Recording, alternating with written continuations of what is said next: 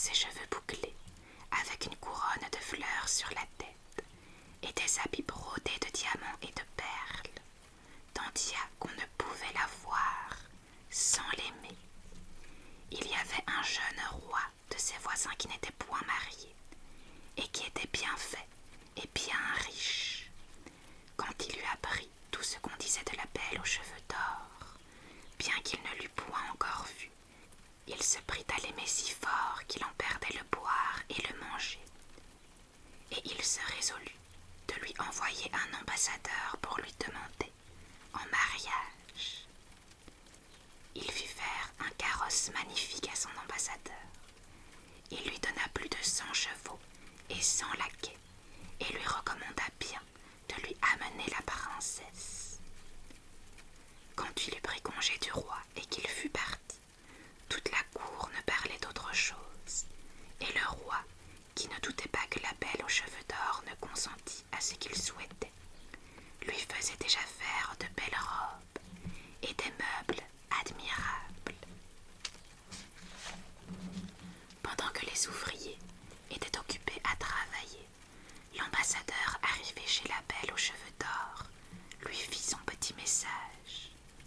Mais soit qu'elle ne fût pas ce jour-là de bonne humeur, ou que le compliment ne lui sembla pas à son gré, elle répondit à l'ambassadeur qu'elle remerciait le roi et qu'elle n'avait point envie de se marier. L'ambassadeur partit de la cour de cette princesse, bien triste de ne la pas amener avec lui. Il rapporta tous les présents qu'il lui avait apportés de la part du roi, car elle était fort sage et savait bien qu'il ne faut pas que les filles reçoivent rien des garçons. Aussi, elle ne voulut jamais accepter les beaux diamants et le reste, et pour ne pas mécontenter le roi, elle prit seulement un quart de rond d'épingles d'Angleterre. Quand l'ambassadeur arriva à la grande ville du roi, où il était attendu si impatiemment, chacun s'affligea de ce qu'il ne ramenait point la belle aux cheveux d'or, et le roi se mit à pleurer comme un enfant. On le consolait sans en pouvoir venir d'à bout. Il y avait un jeune garçon à la cour, qui était beau comme le soleil, et le mieux fait de tout le royaume. À cause de sa bonne grâce et de son esprit, on le nommait Avenant. Tout le monde l'aimait.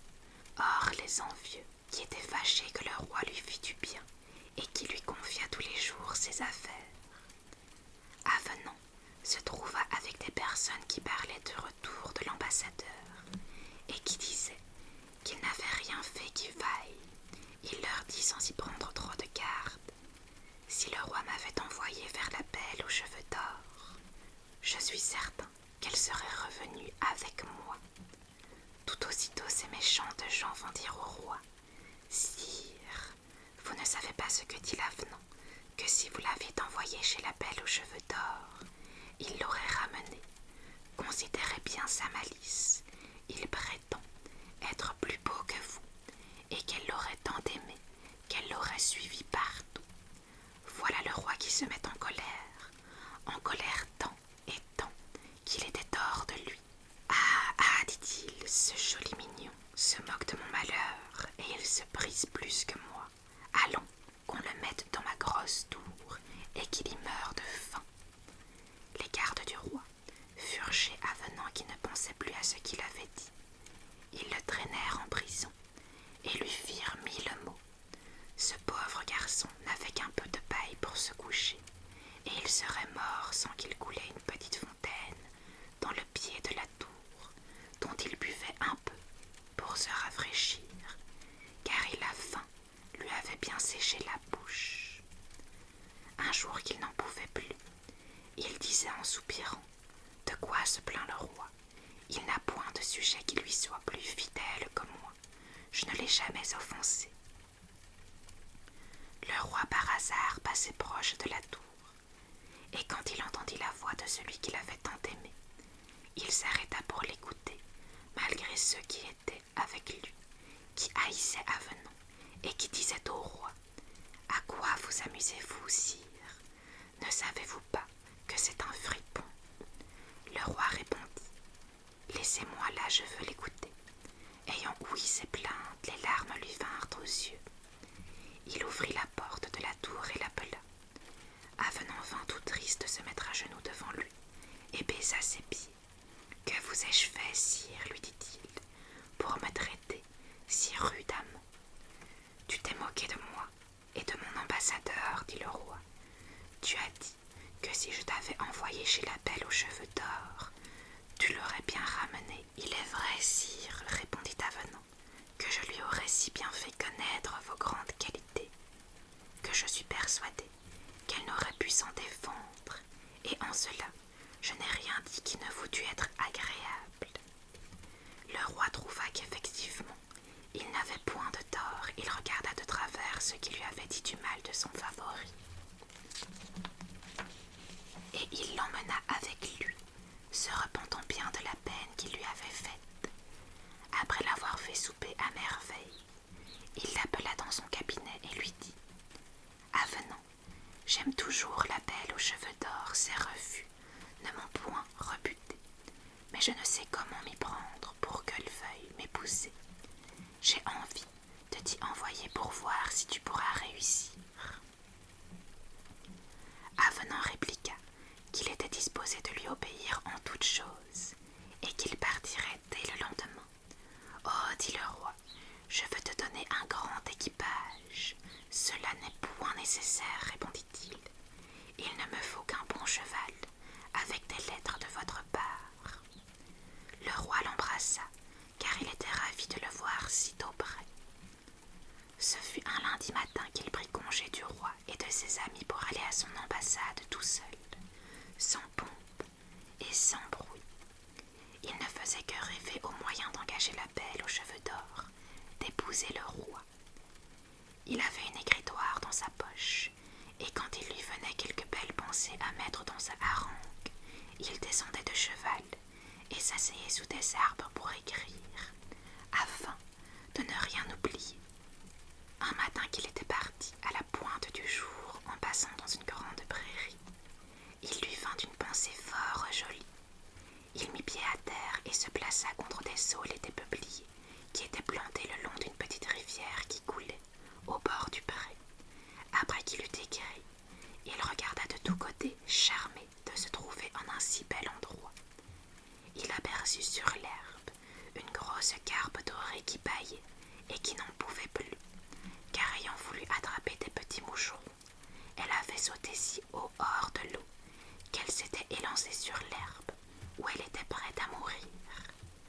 Avenant en eut pitié, et quoiqu'il fût jour maigre et qu'il eût beau l'emporter pour son dîner, il fut la prendre et la remit doucement dans la rivière. Dès que ma commère la carpe sentit la fraîcheur de l'eau, elle commence à se réjouir et se laisse couler jusqu'au fond. Puis, revenant toute gaillarde au bord de la rivière, Avenant, dit-elle, « Je vous remercie du plaisir que vous venez de me faire. Sans vous, je serais morte, et vous m'avez sauvée, je vous le revaudrai. » Après ce petit compliment, elle s'enfonça dans l'eau et Avenant demeura bien surpris de l'esprit et de la grande civilité de la carpe. Un jour qu'il continuait son voyage, il vit un corbeau bien embarrassé. Ce pauvre oiseau était poursuivi par un gros aigle, grand mangeur de corbeaux. Il était prêt de l'attraper, et il l'aurait avalé comme une lentille si Avenant n'eût eu compassion du malheur de cet oiseau. « Voilà, dit-il, comme les plus forts opprimant les plus faibles. Quelle raison a l'aigle de manger le corbeau? » Il prend son arc qu'il portait toujours et une flèche, puis, mirant bien l'aigle gros, il lui décoche la flèche dans le cœur et le perce de part en part. Il tombe mort, et le corbeau ravi vint se percher sur un arbre. « Avenant, lui dit-il, vous êtes bien généreux de m'avoir secouru, moi qui ne suis qu'un misérable corbeau, mais je n'en demeurerai point ingrat, je vous le revaudrai. » Avenant admira le bon esprit du corbeau et continua son chemin. En entrant dans un grand bois si matin, qu'il ne voyait qu'à peine à se conduire, il entendit un hibou qui criait en hibou désespéré. « Ouais, dit-il, voilà un hibou bien affligé. Il pourrait s'être laissé prendre dans quelques filets. » Il chercha de tous côtés, et enfin trouva de grands filets que des oiseleurs avaient tendus la nuit pour attraper les oisillons. « Quelle pitié, dit-il, les hommes ne sont faits que pour s'entre-tourmenter, ou pour persécuter de pauvres animaux qui ne leur font ni tort, ni dommage. » Il tira son couteau et coupa les cordes laides. Le hibou prit l'essor, mais revenant à tire-d'aile. « Avenant, dit-il, il n'est pas nécessaire que je vous fasse une longue harangue pour vous faire comprendre l'obligation que je vous ai. Elle parle assez d'elle-même. Les chasseurs allaient venir. J'étais pris, j'étais mort sans votre secours. J'ai le cœur reconnaissant. Je vous le revaudrai. Voilà les 3 plus considérables aventures qui arrivèrent à Avenant dans son voyage. Il était si pressé d'arriver qu'il ne tarda pas à se rendre au palais de la Belle aux cheveux d'or. Tout y était admirable. L'on y voyait les diamants entassés comme des pierres, les beaux habits, le bonbon, l'argent. C'étaient des choses merveilleuses. Et il pensait en lui-même que si elle quittait tout cela pour venir chez le roi son maître, il faudrait qu'il jouât bien de bonne heure. Il prit un habit de brocart, des plumes incarnatées blanches. Il se peigna, se poudra, se lava le visage. Il mit une riche écharpe toute brodée à son cou, avec un petit panier, et dedans un beau petit chien qu'il avait acheté en passant à Boulogne. Avenant était si bien fait, si aimable. Il faisait toutes choses avec tant de grâce que lorsqu'il se présenta à la porte du palais, tous les gardes lui firent une grande révérence. Et l'on courut dire à la Belle aux cheveux d'or qu'Avenant, ambassadeur du roi, son plus proche voisin, demandait à la voir. Sur ce nom d'Avenant, la princesse dit « Cela me porte bonne signification.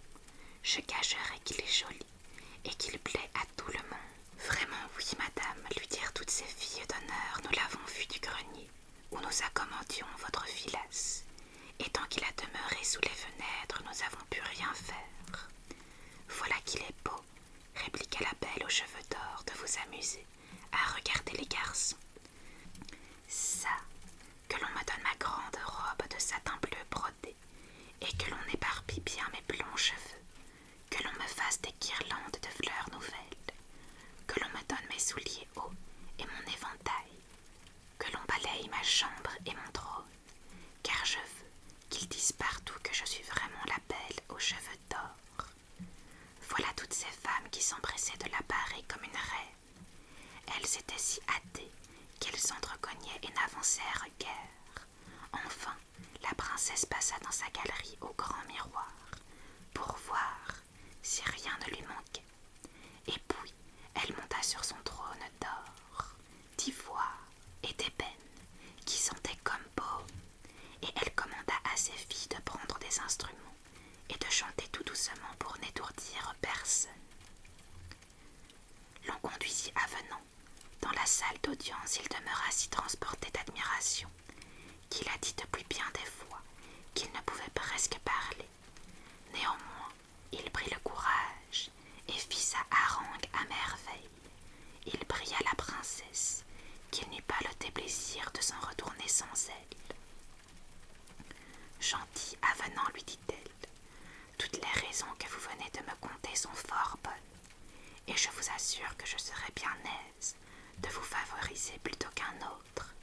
Mais il faut que vous sachiez qu'il y a un mois que je fus me promener sur la rivière avec toutes mes dames, et comme l'on me servit à collation, en ôtant mon gant, je tirai de mon doigt une bague qui tomba par malheur dans la rivière. Je la chérissais plus que mon royaume.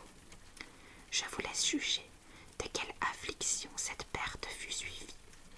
J'ai fait serment de n'écouter jamais aucune proposition de mariage que l'ambassadeur, qui me proposera un époux, ne me rapporte ma bague.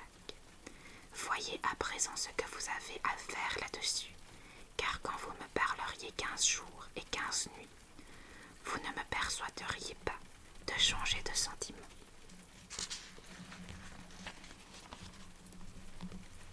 Avenant demeura bien étonné de cette réponse. Il lui fit une profonde révérence et la pria de recevoir le petit chien, le panier et l'écharpe, mais elle lui répliqua qu'elle ne voulait point de présent et qu'il songeât à ce qu'elle venait de lui dire. Quand il fut retourné chez lui, il se coucha sans souper, et son petit chien qui s'appelait Cabriole ne voulait pas souper non plus.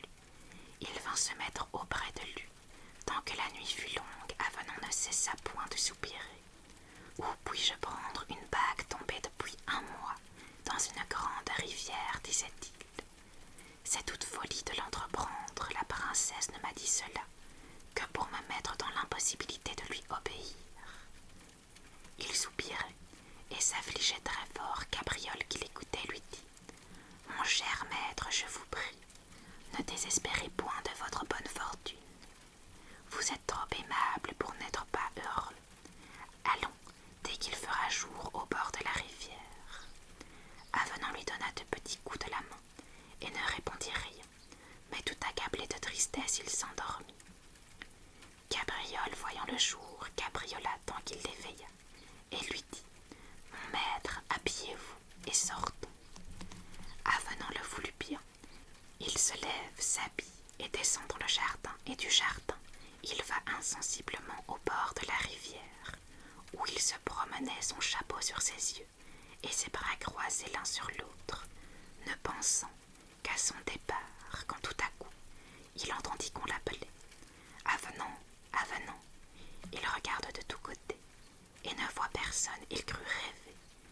Il continua sa promenade, on le rappelle. « Avenant, Avenant !» « Qui m'appelle ?» dit-il.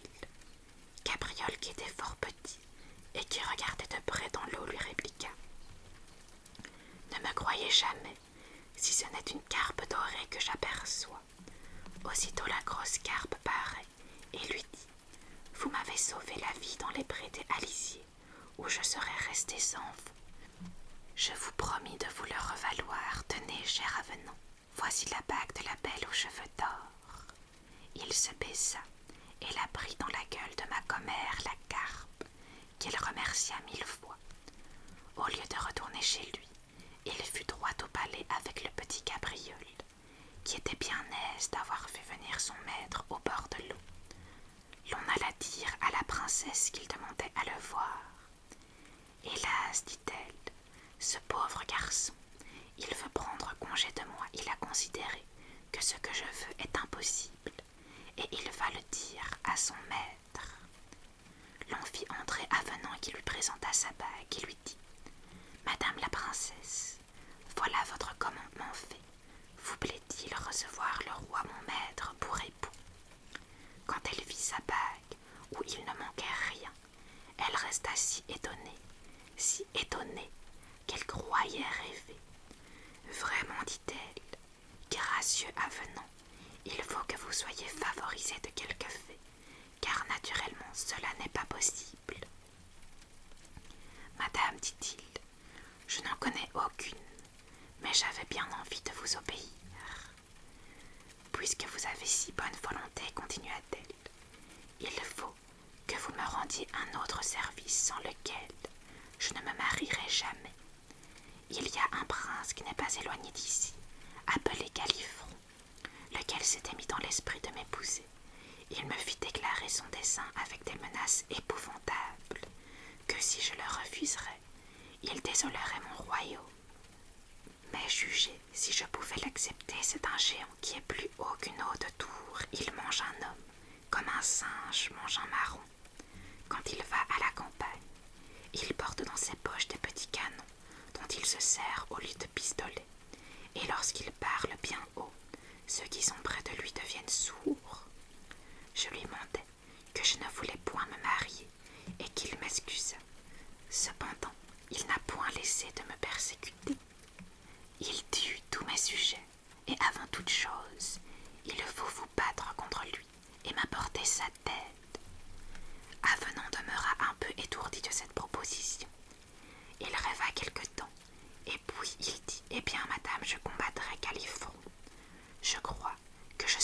vaincu, mais je mourrai en brave homme. » La princesse resta bien étonnée. Elle lui dit 1000 choses pour l'empêcher de faire cette entreprise. Cela ne servit à rien. Il se retira pour aller chercher des armes et tout ce qu'il lui fallait. Quand il eut ce qu'il voulait, il remit le petit cabriole dans son panier. Il monta sur son beau cheval et fut dans le pays de Galifron. Il demandait de ses nouvelles à ceux qu'il rencontrait et chacun lui disait que c'était un vrai démon dont on n'osait approcher. Plus il entendit dire cela, plus il avait peur. Cabriole le rassurait et lui disait « Mon cher maître, pendant que vous vous battrez, j'irai lui mordre les jambes. Il baissera la tête pour me chasser et vous le tuerez. » Avenant admirait l'esprit du petit chien, mais il savait assez que son secours ne suffisait pas. Enfin, il arriva proche du château de Galifron. Tous les chemins étaient couverts d'os et de carcasses d'hommes qu'il avait mangés ou mis en pièces. Il ne l'attendit pas longtemps qu'il le vit venir à travers d'un bois. Sa tête passait les plus grands arbres et il chantait d'une voix épouvantable. « Où sont les petits enfants que je les croque à belle temps? Il m'en faut tant et tant, que le monde n'est suffisant. » Aussitôt, Avenant se mit à chanter sur le même air. « Approche, voici Avenant qui t'arrachera les dents. Bien qu'il ne soit pas des plus grands pour te battre, il est suffisant. » Les rimes n'étaient pas bien régulières, mais il fit la chanson fort vite. Et c'est même un miracle comme il ne fit pas plus mal, car il avait horriblement peur. Quand Galifron entendit ces paroles, il regarda de tous côtés, et il aperçut Avenant l'épée à la main, qui lui dit 2 ou 3 injures pour l'irriter. Il n'en fallut pas tant, il se mit dans une colère effroyable, et prenant une massue tout de fer, il aurait assommé du premier coup le gentil Avenant, sans qu'un corbeau vint se mettre sur le haut de sa tête, et avec son bec, il lui donna si juste dans les yeux qu'il les creva. Le sang coulait sur son visage. Il était comme un désespéré, frappant de tous côtés. Avenant l'évitait et lui portait de grands coups d'épée qu'il enfonçait jusqu'à la garde et qui lui faisaient 1000 blessures. Par où il perdit tant de sang qu'il tomba. Aussitôt Avenant lui coupa la tête, bien ravi d'avoir été si heureux, et le corbeau qui s'était perché sur un arbre lui dit « Je n'ai pas oublié le service que vous me rendîtes en tuant l'aigle qui me poursuivait. Je vous promis de m'en acquitter. Je crois l'avoir fait aujourd'hui. C'est moi qui vous dois tout, monsieur du Corbeau, répliqua Avenant. Je demeure votre serviteur. » Il monta aussitôt à cheval, chargé de l'épouvantable tête de Galifron. Quand il arriva dans la ville, tout le monde le suivait et criait « Voici le brave Avenant qui vient de tuer le monstre !»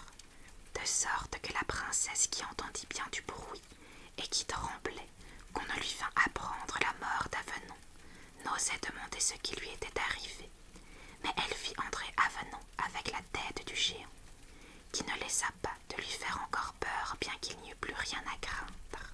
« Madame, lui dit-il, votre ennemi est mort.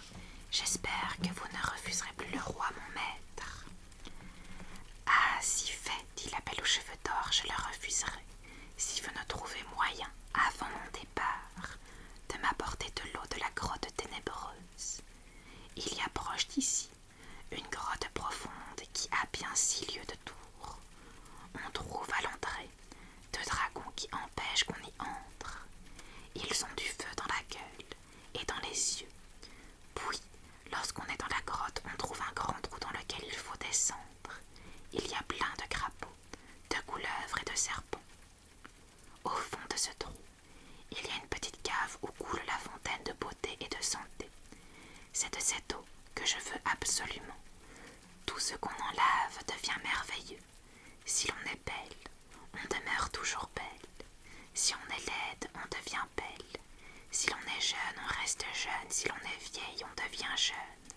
Vous jugez bien, avenant que je ne quitterai pas mon royaume sans s'en emporter. Madame, lui dit-il, vous êtes si belle que cette eau vous est bien inutile. Mais je suis un malheureux ambassadeur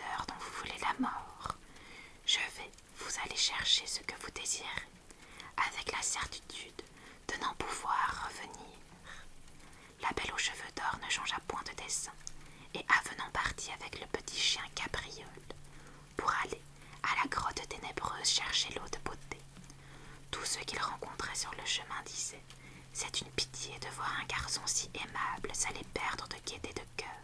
Il va seul à la grotte, et quand il irait lui centième, il n'en pourrait venir à bout. Pourquoi la princesse ne veut-elle que des choses impossibles ?» Il continuait de marcher et ne disait pas un mot, mais il était bien triste. Il arriva vers le haut d'une montagne, où il s'assit pour se reposer un peu, et il laissa paître son cheval et courir cabriole après des mouches. Il savait que la grotte ténébreuse n'était pas loin de là. Il regardait s'il ne le verrait point. Enfin, il aperçut un vilain rocher noir comme de l'encre. D'où sortait une grosse fumée. Et au bout d'un moment, un des dragons qui jetait du feu par les yeux et par la gueule. Il avait le corps jaune et vert, des griffes et une longue queue qui faisait plus de 100 tours. Cabriole vit tout cela. Il ne savait où se cacher tant il avait peur. Avenant tout résolu de mourir, tira son épée et descendit avec une fiole que la Belle aux cheveux d'or lui avait donnée pour la remplir de l'eau de beauté. Il dit à son petit chien Cabriole « C'est fait de moi, je ne pourrai jamais avoir de cette eau qui est gardée par les dragons. Quand je serai mort, remplis la fiole de mon sang et la porte à la princesse pour qu'elle voie ce qu'elle me coûte. Et puis, va trouver le roi mon maître et lui conte mon malheur. » Comme il parlait ainsi, il entendit qu'on l'appelait. « Avenant, Avenant, il dit qui m'appelle. » Et il vit un hibou dans le trou d'un vieil arbre qui lui dit « Vous m'avez retiré du filet des chasseurs où j'étais pris, et vous me sauvâtes de la vie. Je vous promis que je vous le revaudrai en voici le temps. Donnez-moi votre fiole. Je sais tous les chemins de la grotte ténébreuse. Je vais vous guérir l'eau de beauté. » Dame qui fut bien aise, je vous laisse à penser. Avenant lui donna vite sa fiole, et le hibou entra sans nul empêchement dans la grotte. En moins d'1 quart d'heure, il revint rapporter la bouteille bien bouchée. Avenant fut ravi. Il les remercia de tout son cœur et remontant la montagne, il prit le chemin de la ville, bien joyeux. Il alla droit au palais. Il présenta la fiole à la Belle aux cheveux d'or, qui n'eut plus rien à dire. Elle remercia Avenant et donna ordre à tout ce qu'il lui fallait pour partir. Puis, elle se mit en voyage avec lui. Elle le trouvait bien aimable et elle lui disait quelquefois « Si vous aviez voulu, je vous aurais fait roi. Nous ne serions point partis de mon royaume. » Mais il répondait « Je ne voudrais pas faire un si grand déplaisir à mon maître pour tous les royaumes de la terre, quoique je vous trouve plus belle que le soleil. » Enfin, ils arrivèrent à la grande ville du roi, qui, sachant que la Belle aux cheveux d'or venait, alla au-devant d'elle et lui fit les plus beaux présents du monde. Il l'épousa avec tant de réjouissance que l'on ne parlait d'autre chose. Mais la Belle aux cheveux d'or, qui aimait Avenant dans le fond de son cœur, n'était bien aise que quand elle le voyait, et elle le louait toujours. « Je ne serais point venue sans Avenant, disait-elle au roi. Il a fallu qu'il fait des choses impossibles pour mon service. Vous lui devez être obligé. Il m'a donné de l'eau de beauté. Je ne vieillirai jamais, je serai toujours belle. » Les envieux qui écoutaient la reine dirent au roi « Vous n'êtes point jaloux, et vous avez sujet de l'être, la reine aime si fort Avenant qu'elle en perd le boire et le manger. Elle ne fait que parler de lui et des obligations que vous lui avez, comme si tel autre que vous auriez envoyé n'en eût pas fait autant. » Le roi dit « Vraiment je m'en avise, qu'on aille le mettre dans la tour avec les fers aux pieds et aux mains. » L'on prit Avenant, et pour sa récompense d'avoir si bien servi le roi, on l'enferma dans la tour, avec les fers aux pieds et aux mains. Il ne voyait personne que le geôlier, qui lui jetait un morceau de pain noir par un trou et de l'eau dans une écuelle de terre. Pourtant, Son petit chien Cabriole ne le quittait point. Il le consolait et venait lui dire toutes les nouvelles. Quand la belle aux cheveux d'or sut sa disgrâce, elle se jeta aux pieds du roi et tout en pleurs, elle le pria de faire sortir Avenant de prison. Mais plus elle priait, plus il se fâchait songeant. C'est qu'elle l'aime, et il n'en voulut rien faire. Elle n'en parla plus, elle était bien triste. Le roi s'avisa qu'elle ne le trouvait peut-être pas assez beau. Il eut envie de se frotter le visage avec de l'eau de beauté, afin que la reine l'aimât plus qu'elle ne faisait. Cette eau était dans la fiole sur le bord de la cheminée de la chambre de la reine. Elle l'avait mise là pour la regarder plus souvent, mais une de ses femmes de chambre, voulant tuer une araignée avec un balai, jeta par malheur la fiole par terre qui se cassa, et toute l'eau fut perdue. Elle balaya vitement, et ne sachant que faire, elle se souvint qu'elle avait vu dans le cabinet du roi une fiole toute semblable, pleine d'eau claire, comme était l'eau de beauté. Elle la prit adroitement sans rien dire, et la porta sur la cheminée de la reine. L'eau qui était dans le cabinet du roi servait à faire mourir les princes et les grands seigneurs quand ils étaient criminels. Au lieu de leur couper la tête ou de les pendre, on leur frottait le visage de cette eau. Ils s'endormaient et ne se réveillaient plus. Un soir donc, le roi prit la fiole et se frotta bien le visage, puis il s'endormit et mourut. Le petit chien Cabriole l'apprit des premiers et ne manqua pas d'aller le dire à Avenant, qui lui dit d'aller trouver la belle aux cheveux d'or et de la faire souvenir du pauvre prisonnier. Cabriole se glissa doucement dans la presse car il y avait grand bruit à la cour pour la mort du roi. Il dit à la reine: « Madame, n'oubliez pas le pauvre Avenant. » Elle se souvint aussitôt des peines qu'il avait souffertes à cause d'elle et de sa grande fidélité. Elle sortit sans parler à personne et fut droit à la tour où elle ôta elle-même les fers des pieds et des mains d'Avenant. Et lui mettant une couronne d'or sur la tête et le manteau royal sur les épaules, elle lui dit: « Venez, aimable Avenant, je vous fais roi et vous prends pour mon époux. » Il se jeta à ses pieds et la remercia. Chacun fut ravi de la voir pour maître. Il se fit la plus belle noce du monde, et la belle aux cheveux d'or vécut longtemps avec le bel Avenant, tous deux heureux et satisfaits. Si par hasard un malheureux te demande ton assistance, ne lui refuse point un secours généreux.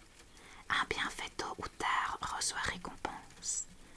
Quand Avenant, avec tant de bonté, servait carpe et corbeau, quand jusqu'au hibou même, sans être rebuté de sa laideur extrême, il conservait la liberté.